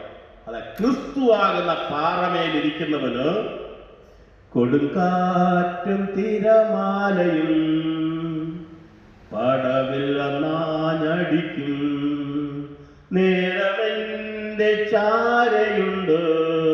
ആ പാട്ട് കേട്ടുണ്ടോ? കൊടുങ്കാറ്റും തിരമാലയും വന്നാഞ്ഞടിച്ചാലും നിന്റെ ചാര യേശു ഉണ്ടെങ്കിൽ ഭയം ഉണ്ടാകില്ല. അത് യേശു നമ്മുടെ ഉള്ളിൽ, ക്രിസ്തു നമ്മുടെ ഉള്ളിൽ ഇല്ലാത്തതിൻ്റെ പേരിലാണ് നമ്മൾ ഇത്ര അസ്വസ്ഥത. സത്യമാണ് കേട്ടോ. നിങ്ങൾ ക്രിസ്തുവിനെ ഒന്ന് മുറുകെ പിടിച്ചു നോക്ക്. ക്രിസ്തുവിനെ നിങ്ങൾ മുറുകെ പിടിച്ചു നോക്ക്. മറ്റെല്ലാവരും വിട്ട് എന്ത് പ്രശ്നം ആരും നോക്കണ്ട, ക്രിസ്തുവിനെ മുറുകെ പിടിച്ചു. അങ്ങനെ സമാധാനമായിരിക്കും. ഈ 60 പേരും യേശുവിനെ വിട്ടുപോയത് എന്തുകൊണ്ടാണ് വിട്ടുപോയത്? എൻ്റെ ശരീരം ഭക്ഷിക്കണം, എൻ്റെ രക്തം പാനം ചെയ്യണമെന്ന് അപ്പോൾ അവർ ദഹിച്ചില്ല. എന്താണെന്നറിയാമോ? 60 പേരും വിട്ടുപോയിട്ട് യേശു വിളിച്ചോ? ഞാനൊരു വാക്കുകൂടെ എന്ന് പറയുമ്പോൾ നിങ്ങൾക്ക് ഇഷ്ടപ്പെട്ടില്ലെങ്കിൽ നിങ്ങൾ ഇവിടെ നിന്ന് എല്ലാവരും എണ്ണിച്ചു പോകും. ഉടനെ ഞാൻ പറയും, പോരുത്, ഞാൻ ക്ഷമിക്കും, ഞാൻ പറഞ്ഞത് ഞാൻ തിരിച്ചെടുത്തിരിക്കുന്നു, ഇഞ്ഞു വാ ക്ഷമിക്കും എന്ന് ഞാൻ തിരിച്ചു വിളിക്കും. ഇല്ല, വിളിക്കത്തില്ലേ? വിളിക്കും. കാരണം നിങ്ങളെ കൊണ്ട് എനിക്ക് എന്തെങ്കിലും ഉപകാരം ഉണ്ടെന്നുണ്ടെങ്കിൽ ഞാൻ വിളിക്കും. പക്ഷേ യേശു വിളിച്ചു അവരെ. എന്താ വിളിക്കാൻ? യേശു എന്താ വിളിക്കാന്? 3.5 വർഷക്കാലം കൂടെ നടന്ന അത്ഭുതങ്ങളെല്ലാം ചെയ്തവർ ആ വിട്ടേച്ച് പോകുന്നു.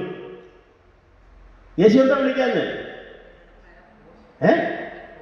എവിടെ വരെ പോട്ടെന്നല്ല, പോട്ടെന്നാ. പിന്നെ 12 പേര് കുത്തി നോക്കി നിങ്ങൾ പോകുന്നില്ലേന്ന് വിളിച്ചു. അവരും പറഞ്ഞു ഞങ്ങൾ എവിടെ പോകാനാ. ഒരു കാര്യം ഞാൻ പറഞ്ഞുതരാം, നിങ്ങൾ വിചാരിക്കരുത് ഇനി നിങ്ങളുടെ പുറകെ യേശു നടക്കുമെന്ന്. യേശു ഇങ്ങനൊക്കെ ആയിരിക്കും വരുന്നത്. അതുകൊണ്ട് യേശു പുറകെ നടന്നെങ്കിൽ വിളിക്കുമെന്ന് വേണ്ട. അതുകൊണ്ട് നിങ്ങൾ വിചാരിക്കരുത് യേശു പുറകെ. നിങ്ങൾ യേശുവിന്റെ അടുക്കലേക്ക് ചെല്ലണം.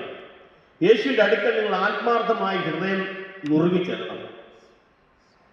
അവന്റെ അടുക്ക് യേശു പറഞ്ഞു, പിന്നെ ഇത്ര കുറെ രോഗികളുടെ അടുത്ത് യേശു എന്ന് പറഞ്ഞു. ആ സമയം ഈ സ്ത്രീയോട് പറഞ്ഞു, എൻ്റെ വസ്ത്രാഗ്രഹത്തിൽ രക്തസ്രാവ സ്ത്രീയോട് പറഞ്ഞു, എൻ്റെ വസ്ത്രത്തിലൊക്കെ തൊട്, നിനക്ക് സൗഖ്യം കിട്ടും. പറഞ്ഞോ? എന്താ പറയാന്? യേശുവിന് അറിയാൻ വയ്യ രക്തസ്രാവ സ്ത്രീയാണ് അവളെന്ന്. യേശു നല്ലോണം അറിയാം. എന്നാ മോളെ അറിയാം, എൻ്റെ വസ്ത്രത്തിലൊക്കെ തൊട്, നിനക്ക് സൗഖ്യം ഉണ്ടാവും. ഇല്ല, അവള് തൊട്ടു. നമ്മൾ തൊടണം യേശുവിനെ. നമ്മൾ യേശുവിനെ തൊടണം. വിളിച്ചാൽ വരാത്ത ഒരേ ഒരു ആത്മാവാണ്. ഏതാത്മാവാണെന്നറിയാം? വിളിക്കാതെ വരുന്ന ഒരേ ഒരു ആത്മാവ് ഏതാത്മാവാണെന്നറിയാമോ? വിളിക്കാതെ കയറി വരുന്ന ഒരേ ഒരു ആത്മാവ് ഏതാണെന്നറിയാമോ? വിളിക്കാതെ കയറി വരും. ഏതാത്മാവാണെന്നറിയാമോ? അറിയാമോ? പറ. അശുദ്ധാത്മാവ്, സാത്താന്റെ ആത്മാവ് വിളിക്കാതെ വരും. എന്താ? ദൈവാത്മാവ് വിളിച്ചെങ്കിൽ മാത്രമേ വരൂ. വിളിച്ചെങ്കിൽ ആത്മാർത്ഥമായി ഹൃദയം ഉറങ്ങി കരഞ്ഞ് വിളിച്ചെങ്കിൽ മാത്രമേ ദൈവത്തിന്റെ ആത്മാവ് വരികയുള്ളൂ. വിളിക്കാതെ വരുന്ന ഒരു ആത്മാവാണ് ദുരാത്മാവ്. ഞാൻ ഇത് പറഞ്ഞതിന്റെ ആശയം, യേശുവിനെ നിങ്ങൾ വിളിക്കണം. ഹൃദയം നൊന്ത് വിളിക്കണം. ഹൃദയത്തിൽ നിന്ന് വിളിക്കണം. യേശു വന്ന് വാതിക്കൽ മുട്ടുന്നുണ്ട്. യേശു നമ്മുടെ ഹൃദയവാതിൽ വന്ന് മുട്ടും. ഇങ്ങനെ വചനമൊക്കെ പറഞ്ഞിട്ടുണ്ട്. ഞാൻ നിന്റെ ഹൃദയവാദത്തിൽ വന്ന് മുട്ടുന്നു. ആരെങ്കിലും വാതിൽ തുറന്നാൽ, വെളിപാടിൽ പറയുന്നുണ്ട്, ഞാൻ അവരുടെ കൂടെ അത്താഴം കഴിക്കും. ഞാൻ വാതിക്കൽ വന്ന് മുട്ടും. അതാണ് ഈ ധ്യാനവും പ്രസംഗവും ഒക്കെ ദൈവികമായ കാര്യങ്ങളൊക്കെ. പക്ഷെ നമ്മൾ എന്ത് ചെയ്യണം? വാതിൽ തുറന്നു കൊടുക്കണം. തുറന്നു കൊടുക്കുന്നതാണ് യേശുവിനെ നമ്മൾ ഇൻവൈറ്റ് ചെയ്യണം, വിളിക്കണം. ഒരിക്കൽ അതിരാവിലെ ഒരു വലിയ കോടീശ്വരന്റെ വീട്ടിൽ കഥകിന് വന്ന് രാവിലെ കൊട്ടി. ഒരു കഥയാണ്. കൊട്ടിയുടനെ അയാൾ പെട്ടെന്ന് കഥ പറഞ്ഞു. കഥ പറയുമ്പോൾ അയാൾ കണ്ടത് യേശുവിനെയാണ്. വലിയ സന്തോഷമായ ആശാന. പുതിയ വീട്, വലിയ വീടാണ്. ആ വീട്ടിലെ പ്രത്യേകതയുണ്ട്. ഒരു മനോഹരമായ റൂം അത് ഉണ്ടാക്കി വെച്ചിട്ടുണ്ട് ആ വീട്ടിൽ. അത് ഏറ്റവും ഇമ്പോർട്ടൻ്റ് VIP ഒക്കെ കൊടുക്കും ആ റൂം. ആ റൂമിൻ്റെ പ്രത്യേകത എന്ന് പറഞ്ഞാൽ ആ റൂമിൽ ഇരുന്നാൽ മതി, ഒന്നും ചോദിക്കണ്ട. ബെല്ലൊക്കെ ആകുമ്പോൾ ബട്ടണൊക്കെ അമർത്തിയാൽ മതി, വേണ്ട സാധനം അപ്പോഴേ അവിടെ വന്നോളൂ. വെളിയോട്ട് ആ VIP ഇറങ്ങേണ്ട കാര്യമില്ല. അങ്ങനെ സെറ്റപ്പ് ചെയ്തൊരു ആധുനിക വീടാണ്. അങ്ങനെ ഇരിക്കുമ്പോഴാണ് ഈശോ കടന്നു വന്നപ്പം ബെല്ലടിക്കുന്ന ഈശോയാണ്. പുള്ളി അകത്ത് കയറി, ഈശോയെ വിളിച്ച് അകത്ത് കയറി. ഈശോ വലിയ കാര്യമായിട്ട് എൻ്റെ ഏറ്റവും പ്രധാനപ്പെട്ട വ്യക്തി ഈശോ തന്നെയാണ്. ഈശോയ്ക്ക് തന്നെ ആ റൂം കൊടുക്കാം. അങ്ങനെ റൂം കൊടുത്ത് ഈശോയെ വേണി കയറ്റിയിരിക്കും. അപ്പൊ ഈശോ എടുത്ത് പറഞ്ഞ, ഈശോയെ അങ്ങ് ആ റൂമിനകത്ത് തന്നെ ഇരുന്നോണം. അങ്ങേക്ക് എന്ത് കാര്യമുണ്ടെങ്കിലും ആ ബട്ടൺ അമർത്തിയാൽ മതി, അതെല്ലാം ഇവിടെ വന്നോളും. അങ്ങ് പുറത്തോട്ട് ഇറങ്ങുകയേ വേണ്ട, ഒരു കാരണവശാലും ഇറങ്ങണ്ട. അങ്ങേ ഞാൻ അത്ര ഇറക്കിയൊന്നും വിഷമിപ്പിക്കുന്നില്ല. അങ്ങനെ ആശയമെല്ലാം കൊണ്ട് ഈശോ അനുസരിക്കാൻ ഭയങ്കര മെടുക്കല്ല. ഈശോ അനുസരിക്കും, ഭയങ്കര അനുസരണ ഈശോയ്ക്ക്. നമ്മുടെ കണക്കല്ല. ഈശോ നല്ല അനുസരണത്തിന്റെ 1-ാം നമ്പരാണ് ഈശോ. അതൊക്കെ കേട്ട് ഈശോ അനുസരിച്ച് മേളിൽ കയറിയിരിക്കുക. പിറ്റേന്ന് രാവിലെ ആയപ്പം ഒരു കൊട്ട് കഥകിന് പടപടാന്ന് കൊട്ടി. കടന്നു നോക്കുന്നൊരു പിശാചി അവനിങ്ങോട്ട് അകത്തോട്ട് കയറി ആകെ ബഹളം ഉണ്ടാക്കി. വീടിൻ്റെ അകത്ത് ആടിച്ച് പാറിച്ച് കസേര എല്ലായിടത്തും ആടിച്ച് ഓടിച്ച് നാശകോടാലിയാക്കി. ഇടയ്ക്കിടയ്ക്ക് ഈ വീട്ടുടമസ്ഥ മേളോട്ട് നോക്കുന്നുണ്ട്, ഈശോ മേളിലുണ്ടല്ലോ ഇറങ്ങി വരുമോ. അത് അതൊന്നും തുറക്കുന്നില്ല, ഒന്നും തുറക്കുന്നില്ല. ഈശോ എല്ലാം തന്നെ ഇരിക്കുക. ആടിച്ച് നശിപ്പിച്ചിട്ട് ഈ പിശാച് ഇറങ്ങിപ്പോയി. അപ്പൊ ഇവർ വിചാരിച്ചത് ഈശോ എന്താ ഇറങ്ങി വരാൻ? ഈശോ ഈ വീട്ടിൻ്റെ അകത്ത് നേരത്തെ റൂമിൽ ഇരുന്നിട്ട് ഈശോ ഇറങ്ങി വരാത്ത എന്താ? അന്നേരം എന്നിട്ട് പിന്നെ വിചാരിച്ചത് എന്താണ് ഈശോ ഇറങ്ങി വരാത്തത്? അങ്ങനെ ഇരിക്കുക. ഈശോ വെളിയോട്ട് ഇറങ്ങണ്ടെന്ന് പറഞ്ഞിരിക്കുക. ആശാ നേരത്തെ പറഞ്ഞിരിക്കുക. പിറ്റേ ദിവസം വേറൊരു ശാശി പറഞ്ഞു. ഇതും ഇതോടെ കഥ വന്നപ്പോൾ ഇതും നശിപ്പിച്ച് നാറാണക്കല്ലാക്കി. അങ്ങനെ 2-3 ദിവസം കൊണ്ട് 2-3 വിശാസികൾ വീട്ടിൽ കയറി വന്ന് മൊത്തം നശിപ്പിച്ച്. എന്നിട്ടൊന്നും ഈശോ മേളിൽ ഇറങ്ങി വന്നില്ല. അവസാനം ഇങ്ങനെ തല്ലി എടുത്ത് കഴിഞ്ഞിട്ട് എത്താപ്പെട്ട വേളി ചെന്ന് ഈശോയുടെ കഥയിൽ തൊട്ടി. വിശാസികളെല്ലാം പോയി കഴിഞ്ഞു.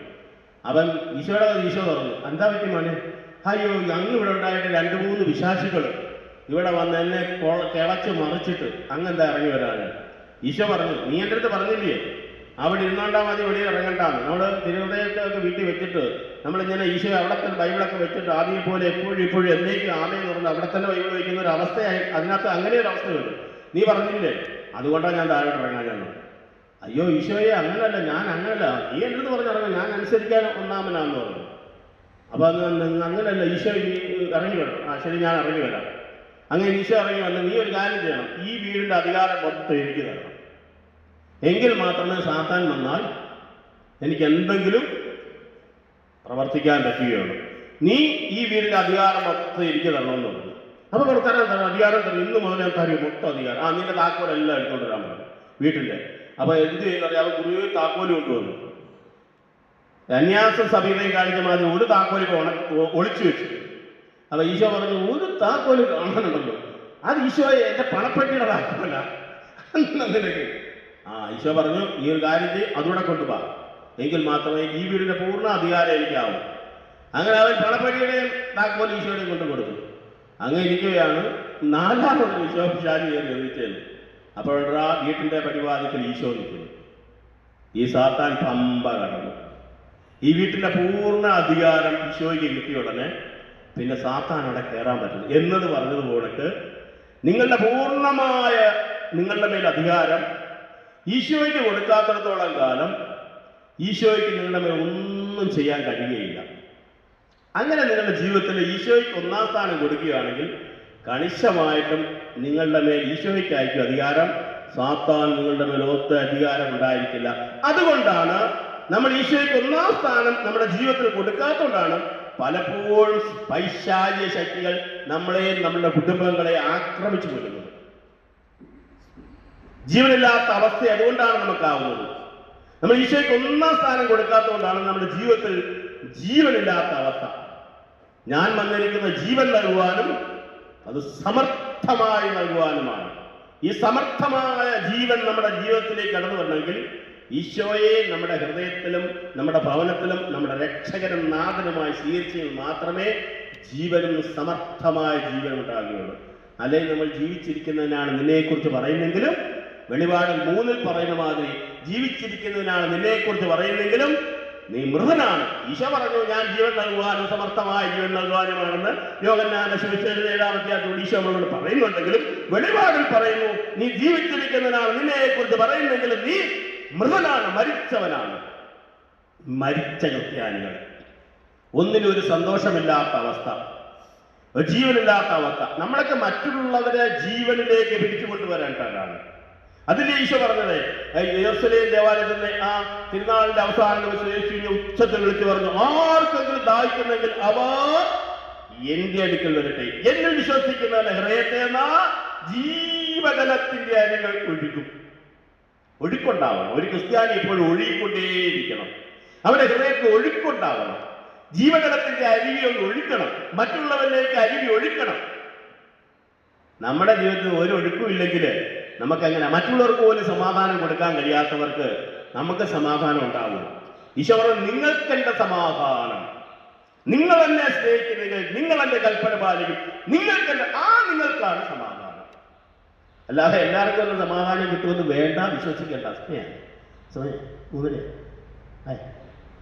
അതുകൊണ്ട് എല്ലാവർക്കും സമാധാനം കിട്ടുമെന്ന് അങ്ങനെ കാടടച്ച് വിശ്വസിക്കരുത്. നിങ്ങൾക്ക് എന്റെ സമാധാനം യേശു പറയുന്നു. നിങ്ങൾ യേശു എന്ന് പറയുന്നത്, നിങ്ങൾ എന്നെ സ്നേഹിക്കുന്നെങ്കിൽ എന്റെ കൽപ്പന പാലിക്കും. നിങ്ങൾ എന്നെ സ്നേഹിക്കുന്ന എന്റെ കൽപ്പന പാലിക്കും, നിങ്ങൾക്ക് എന്റെ സമാധാനം. ഈ കൽപ്പന പാലിക്കുന്നവരെയാണ് കർത്താവ് നിങ്ങളെന്ന് പറഞ്ഞത്, അല്ല എല്ലാവർക്കും അല്ല. കൽപ്പന പാലിക്കാത്ത ഒരു വ്യക്തി, കൽപ്പന പാലിക്കാത്ത ഒരു വ്യക്തിക്ക് ഞാൻ പറയുന്നു സമാധാനം കിട്ടുകയില്ല. യേശു പറയുന്നത് സമാധാനം കിട്ടത്തില്ല. നമുക്കെല്ലാവർക്കും ഇല്ലാത്ത ഒരു സാധനം എന്തുവാ? നമുക്ക് ലോകത്തിപ്പോൾ ഇല്ലാത്ത ഒരു സാധനം എന്താന്ന് പറയാം? പറ. ലോകത്തില്ലാത്ത ഒരു സാധനം എന്തുവാ? ആരാ പറഞ്ഞു? സമാധാനം ഇല്ലാത്തത്. സമാധാനം ഇല്ലാത്തതുകൊണ്ട് ഈ പ്രശ്നം മൊത്തം. ഈ രാജ്യങ്ങൾ തമ്മിൽ ഒരു യുദ്ധം ഉണ്ടാകുന്നത് സമാധാനം ഇല്ലാത്തതുകൊണ്ടാണ്. അവന് സമാധാനം ഇല്ലെങ്കിൽ മറ്റൊരുത്തന്റെ സമാധാനം നശിപ്പിക്കണം. അതല്ല നമ്മുടെ കുടുംബജീവിതമുണ്ട്. അവനങ്ങനെ സമാധാനിക്കണ്ട. എനിക്ക് സമാധാനം ഉണ്ട്, നിനക്ക് സമാധാനം തരാൻ പോകുന്നില്ല. അടുത്ത വീട്ടുകാർക്ക് സമാധാനം കൊടുക്കത്തില്ല, കാരണം ഇവന് സമാധാനമില്ല. സമാധാനമുള്ളവർ എന്ത് കൊടുക്കും? സമാധാനം കൊടുക്കും. സമാധാനം ഇല്ലാത്തവന് സമാധാനം കൊടുക്കാൻ പറ്റുമോ? ഒരിക്കലും പറ്റത്തില്ല. ക്രിസ്തുവിന് സമാധാനം വാങ്ങിച്ച് മറ്റുള്ളവർക്ക് കൊടുക്കാനുള്ളവരാണ് ഇടനിലക്കാരാണ്. ആര്? ക്രിസ്ത്യാനികൾ. ക്രിസ്തുവിന് സമാധാനം വാങ്ങിച്ച് പരിശുദ്ധ കുർബാനയിൽ കൂടിയുള്ള സമാധാനം സ്വീകരിച്ച് വൈദികർ കൂടി സമാധാനം നമ്മൾ സ്വീകരിച്ച് മറ്റുള്ളവർക്ക് സമാധാനം കൊടുക്കേണ്ടവരാണ് നമ്മൾ. നമ്മുടെ കുടുംബങ്ങളിൽ, സമൂഹങ്ങളിൽ. അതാ കർത്താവ് പറഞ്ഞത്, നിങ്ങൾ ലോകമെമ്പാടും എന്റെ സാക്ഷികളായിത്തീരും. സമാധാനത്തിന്റെ സാക്ഷികളെന്ന, അല്ലാതെ വേറെ സാക്ഷികളൊന്നുമല്ല. കുറെ ബസ് കിട്ടി, വീട് കിട്ടി, കാറ് കിട്ടി, സാക്ഷ്യം പറയും. ആ സാക്ഷ്യം എന്നത് നിങ്ങൾ വിചാരിക്കുക അതൊന്നുമല്ല സാക്ഷ്യം. സാക്ഷ്യം ക്രിസ്തുവിന് സാക്ഷിയായി മാറണം. ക്രിസ്തുവിന് സമാധാനം മറ്റുള്ളവർക്ക് പങ്കുവെക്കുന്നവരാണ് യഥാർത്ഥ സാക്ഷികൾ. അല്ലാതെ എനിക്കൊരു കാറ് കിട്ടി, എനിക്ക് വലിയൊരു വീട് കിട്ടി, എന്റെ മക്കള് അമേരിക്കയിൽ പോയി, അങ്ങ് രക്ഷപ്പെട്ടു. എനിക്ക് 6 മക്കളുണ്ടായിരുന്നു. ഞാൻ ധ്യാനത്തിൽ പോയി, കൃപാസനത്തിൽ പോയി, അവിടെ പോയി, ഇവിടെ പോയി, 6 പേരും ഒന്ന് രക്ഷപ്പെട്ടു. അതാണ് രക്ഷ. രക്ഷ അതല്ല, അത് നാശത്തിലേക്ക് പോകാനുള്ള രക്ഷയാവും ചിലപ്പോൾ. യഥാർത്ഥ രക്ഷ പരിശുദ്ധാത്മ നയിക്കപ്പെടുന്ന ഒരവസ്ഥയാണ് രക്ഷപ്പെട്ട അവസ്ഥ. സമാധാനവും സന്തോഷമുള്ള അവസ്ഥ, അതാണ് രക്ഷയുടെ അവസ്ഥ. ഒന്നുമില്ലെങ്കിൽ അത് സമാധാനം കണ്ടെത്തുന്ന അവസ്ഥ. അതുകൊണ്ട് പ്രിയരെ, ഒരു കാര്യം മനസ്സിലായിരിക്കും, പരിശുദ്ധാത്മാവിനാൽ നിറഞ്ഞൊരു ജീവിതം നയിക്കുന്നില്ല എങ്കിൽ ഇനി ഭൂമിയിൽ സ്വസ്ഥതയും സമാധാനവും കിട്ടാൻ പോകുന്നില്ല. ലോകത്തിന് കിട്ടാത്ത ഒരു കാര്യമാണ്. ഞാൻ കഴിഞ്ഞ ആഴ്ച പറഞ്ഞായിരുന്നല്ലോ, പരിശുദ്ധാത്മാവിനാൽ നിറയാത്ത ജീവിതത്തിൽ അവൻ വന്ന പാപത്തെക്കുറിച്ചും നീതിയെക്കുറിച്ചും ന്യായവിധിയെക്കുറിച്ചും ലോകത്തിന് ബോധം കൊടുക്കും. ആര് വന്നു? പരിശുദ്ധാത്മാവ്. ഞാനിതാ എന്റെ പിതാവിന്റെ അടുക്കിലേക്ക് പോകുന്നു, ഞാൻ പോയാൽ സഹായകനെ നിങ്ങളുടെ അടുക്കിലേക്ക് വരും. ഞാൻ പോകുന്നില്ല എങ്കിൽ സഹായകരുടെ അടുക്കൽ യേശു വന്നതും പോയതും സഹായകരെ തരാനായിരുന്നു.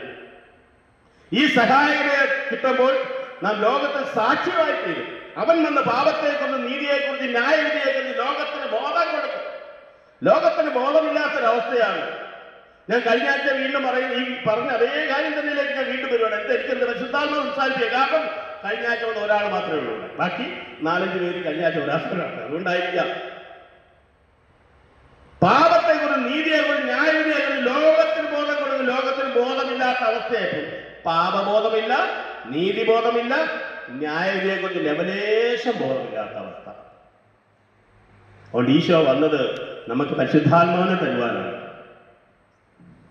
എന്റെ പ്രിയരെ, സമാധാനവും സ്വസ്ഥതയും ഇല്ലാത്തൊരവസ്ഥ ലോകത്തിന് വലിയൊരു വല്ലാത്തൊരവസ്ഥയും കൂടി കൂടുക. അതുകൊണ്ട് നിങ്ങളുടെ കാര്യം പറയാം, ചെറിയ കൂട്ടമാണെങ്കിലും നിങ്ങൾ എല്ലാ ആഴ്ചയും വന്ന് ഈ കൂട്ടത്തെ ശക്തിപ്പെടുത്തണം. പ്രാർത്ഥിച്ച് ഏതാണ്ട് വല്ലാത്തൊരവസ്ഥയിൽ കൂടി ലോകം പോകുക. ഞങ്ങളെ ഒത്തിരി കാര്യങ്ങൾ ഇങ്ങനെ പല സഹോദരങ്ങൾ മുഖേന, യൂട്യൂബ് മുഖേനയൊക്കെ മാതാവ് പല സ്ഥലത്തും പ്രത്യക്ഷപ്പെട്ട കാര്യങ്ങളൊക്കെ ഇങ്ങനെ യൂട്യൂബിലൂടെ വരുന്നുണ്ട്. ലോകത്തിന്റെ ഒരു വല്ലാത്ത അവസ്ഥയിലേക്ക് പോകും. സമാധാനം വേണമെന്നുണ്ടെങ്കിൽ ഒരു കാര്യം ഞാൻ പറഞ്ഞു തരാം. ഇനി മുന്നോട്ടുള്ള ജീവിതത്തില് പരിശുദ്ധാത്മാവിൽ നയിക്കപ്പെടുന്ന ജീവിതം ആയില്ല എങ്കിൽ ജീവിതത്തിൽ സമാധാനം ഉണ്ടാകാൻ പോകത്തില്ല. അസ്വസ്ഥരായിരിക്കും, ഭയപ്പെടും, ഭയത്തിന്റെ ദുരാശകൾ കടന്നുകൂടും, ദുരാത്മാവ് കടന്നുകൂടും, ആകെ സ്വസ്ഥതയില്ലാതെ അനേകാര്യങ്ങൾ ലോകത്ത് വേർപെട്ടു പോകും. അതുകൊണ്ട് പ്രിയരെ, ഒരു കാര്യം കൂടെ പറഞ്ഞുകൊണ്ട് നിർത്താൻ ആഗ്രഹിക്കുന്നു. നമ്മളെല്ലാവരും സന്തോഷവും സമാധാനത്തിൽ ഇരിക്കണമെന്നാണ് ഈശോ ആഗ്രഹിക്കുന്നത്. അതുകൊണ്ടാണ് ഞാൻ ആദ്യം പറഞ്ഞ ഫിലിപ്പിയർ ലേഖനത്തിൽ പൗലോസ്ലീഹ പറഞ്ഞത്, നിങ്ങൾ സന്തോഷിക്കുവിൻ, കർത്താവിൽ സന്തോഷിക്കുവിൻ, എപ്പോഴും സന്തോഷിക്കും. ഒന്നിനെക്കുറിച്ചും നിങ്ങൾ ആകുലപ്പെടണം. എന്തോത്തിൽ സന്തോഷിക്കണം? കർത്താവിൽ സന്തോഷിക്കണം. വെറുതെ സന്തോഷിക്കരുത് കേട്ടോ. മക്കളിൽ സന്തോഷിക്കരുത്. നമ്മൾ കാണുന്നില്ലയോ എന്തൊക്കെ സംഭവമാണ് ലോകത്ത് കിടക്കുന്നത്. ദാണ്ടി അടുത്ത കാലത്ത് വണ്ടാനം പഠിക്കുള്ളതിൽ ഒരു പെൺകൊച്ച് ആ കുഞ്ഞിനെ പ്രസവിച്ചിട്ട് ജല്ലിക്കൊടുത്ത് ഒരു കളഞ്ഞു. എന്നാ മനുഷ്യന്റെ അവസ്ഥ? അപ്പൻ മകനെ കൊല്ലുന്നു, മകൻ അപ്പനെ കൊല്ലുന്നു, അമ്മ മോനെ കൊല്ലുന്നു, മോൻ അമ്മയെ കൊല്ലുന്നു, ഭാര്യ ഭർത്താവിനെ കൊല്ലുന്നു, സഹോദരനെ കൊല്ലുന്നു.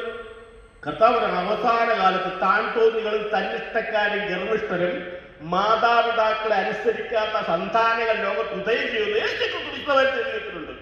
കേട്ടിട്ടുണ്ടോ? അത് അന്ത്യകാലത്തെ കുറിച്ച് പറയാം. അവസാന കാലത്ത് താൻ തോന്നികളും തന്നിഷ്ടക്കാരും ഗർഭിഷ്ഠരും മാതാപിതാക്കളെ അനുസരിക്കാത്ത സന്താനങ്ങൾ ലോകത്ത് ഉദയം ചെയ്യും. അത് ചെയ്തു കഴിഞ്ഞു. ഈ വലിയ താമസമൊന്നുമില്ല. എൻ്റെ പ്രിയപ്പെട്ടവരെ, പ്രാർത്ഥിച്ചു, കാത്തിരുന്ന് പ്രാർത്ഥിച്ചു. വീണ്ടും ഞാൻ നിങ്ങളോട് പറയുന്നു, പരിശുദ്ധാത്മാവിനെ തീക്ഷ്ണമായി പ്രാർത്ഥിക്കണം. യേശു വന്നതും പോയതും നിങ്ങൾ വിചാരിക്കുന്ന മാതിരിയല്ല. ഈ പരിശുദ്ധാത്മാവിനെ തരുവാനാണ്. അതുകൊണ്ടാണ് യേശു പറഞ്ഞത്, അവൻ ഇതേവരെ ഈ ഒരു തിരുവചനം ഞാൻ നേരത്തെ നിങ്ങൾക്ക് വായിച്ചു കേൾപ്പിച്ചല്ലോ. ഇങ്ങനെ പറയുന്നു യേശു യോഹന്നാന്റെ സുവിശേഷത്തിൽ തിരുവചനം ഇങ്ങനെ പറയുന്നു, അവൻ ഇത് പറഞ്ഞത് ജീവജലത്തിന് തിരുനാളിന്റെ അവസാന മഹാദിനത്തിൽ യേശു എഴുന്നേറ്റ് എന്ന് ശബ്ദം വരുന്നത് പറഞ്ഞു, ആർക്കും ദാഹിക്കുന്നെങ്കിൽ അവർ എൻ്റെ അടുക്കൽ വരട്ടെ, എന്നിൽ വന്ന് കുടിക്കട്ടെ. എന്നിൽ വിശ്വസിക്കുന്ന എന്നിൽ വിശ്വസിക്കുന്നവന്റെ ഹൃദയത്തിൽ നിന്ന് വിശുദ്ധ ലിഖിതം പ്രസ്താവിക്കുന്നത് പോലെ ജീവജലത്തിന്റെ അരികൾ ഒഴുകും. അവൻ ഇത് പറഞ്ഞത് തന്നിൽ വിശ്വസിക്കുന്നവർ സ്വീകരിക്കാനിരിക്കുന്ന പരിശുദ്ധാത്മാവിനെ പറ്റിയാണ്. അതുവരെ ആത്മാവ് നുള്ളപ്പെട്ടില്ലായിരുന്നു. എന്തെന്നാൽ യേശു അതുവരെ മൗത്തീകരിക്കപ്പെട്ടിരുന്നില്ല. അതുകൊണ്ട് യേശു വന്ന് മൗത്വത്തിലേക്ക് പ്രവേശിച്ചത് ദൈവത്തിന്റെ ആത്മാവിനെ തരുവാനാണ്. അത് ആദ്യകാലത്ത് ഞാൻ കഴിഞ്ഞ ആഴ്ചയും പറഞ്ഞു, ആദ്യകാലത്ത് പരിശുദ്ധാത്മാവ് ഒരു പ്രത്യേക വ്യക്തിത്വങ്ങളിൽ മാത്രം, പ്രവാചകന്മാർ, രാജാക്കന്മാർ, ഇങ്ങനെ ചില പ്രത്യേക വ്യക്തിത്വങ്ങളിലെ പരിശുദ്ധാത്മാവ് കൊടുത്തിട്ടുണ്ട്. എന്നാൽ അന്ത്യകാലത്തിൽ എല്ലാവരുടെ ആത്മാവിനെ പ്രവഹിപ്പിക്കുന്നത് ജോയൽ പ്രവാചകൻ തിരുവനന്തപുരത്ത് പൂർത്തിയാക്കുവാനാണ് യേശു ഭൂമിയിലേക്ക് വന്ന് എല്ലാവരുടെ വിളിക്കുന്ന ഈ ചോദിക്കുന്ന ഏവരും കൊടുക്കുവാനാണ് യേശു എഴുന്നള്ളി വന്നിരിക്കുന്നത്. അതുകൊണ്ട് പ്രിയരെ, നിങ്ങൾ ദാഹിക്കാരെങ്കിലും ചോദിച്ചാൽ പരിശുദ്ധാത്മാവിനെ കിട്ടും. പരിശുദ്ധാത്മാവിനെ ഇല്ലാതെ പരിശുദ്ധകുമാരനെ സ്വീകരിക്കുകയാണെങ്കിൽ യേശു നിങ്ങളുടെ ഹൃദയത്തിൽ വരുന്നത്. വീണ്ടും ഞാൻ പറയുന്നു, പരിശുദ്ധാത്മാവ് നിറഞ്ഞതിന് ശേഷമാണ് യേശു വന്ന് പിറന്നത്. അതുകൊണ്ട് ഈ കുർബാന സമയം കുർബാനയ്ക്ക് നിങ്ങൾ ദാഹിച്ച് പ്രാർത്ഥിക്കണം. എന്നാലും നാഥാവിന്റെ ആത്മാവിനെ, ഈ ആത്മാവുള്ളിടത്ത് മാത്രമേ യേശുവിന് കടന്നു വരാൻ പറ്റുകയുള്ളൂ. ദൈവാത്മാവില്ലാത്ത ഹൃദയങ്ങളിൽ യേശു കടന്നു വരികയില്ല. ദൈവാത്മാവില്ലാത്തവർ ദൈവത്തിന്റെ മക്കളല്ല. ദൈവത്തിന്റെ മക്കളിലേക്കേ ദൈവത്തിന് വരാൻ കഴിയുള്ളൂ. അതുകൊണ്ട് ദാഹിച്ച് പ്രാർത്ഥിച്ചു, പരിശുദ്ധാത്മാവ് നിങ്ങളുടെ ഹൃദയത്തിൽ വന്നു നിറയട്ടെ, ദൈവം നിങ്ങളെ അനുഗ്രഹിക്കട്ടെ എന്ന് പ്രാർത്ഥിച്ചുകൊണ്ട് ഈ ചെറിയ തിരുവേല പ്രഘോഷണങ്ങളുടെ മുമ്പിൽ ഞാൻ യേശുനാമത്തിൽ നിർത്തുന്നു. ദൈവം നിങ്ങളെ അനുഗ്രഹിക്കട്ടെ. വീണ്ടും ഇനി കാണുവാൻ ഇടയാവുകയാണ് പരിശുദ്ധാത്മാവ് രീതിയിൽ സംസാരിക്കാൻ ഇടയാകട്ടെ. പിതാവിന്റെയും പുത്രന്റെയും വിശുദ്ധ നാമത്തിൽ ആമേൻ.